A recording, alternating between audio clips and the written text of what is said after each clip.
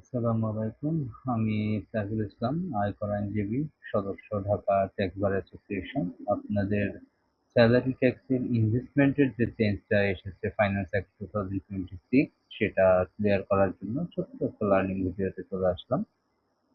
আমরা দেখতে পাচ্ছি আমাদের স্ক্রিনে যে লাস্ট ইয়ার ইনভেস্টমেন্টের ক্যালকুলেশনটা এভাবে ছিল যে ইনকাম লিমিটেড 3%, অ্যাকচুয়াল ইনভেস্টমেন্টের 15% এবং 10 লাখ পর্যন্ত আপনারা ট্যাক্স রিবেট নিতে পারতেন।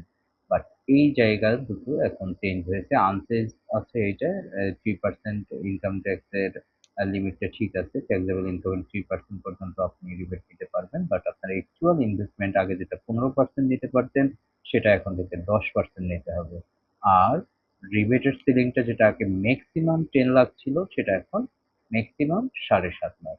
এরকম আরো চেঞ্জেস এবং আপডেট পেতে ট্যাক্স মেকানিজমের সঙ্গে থাকবেন।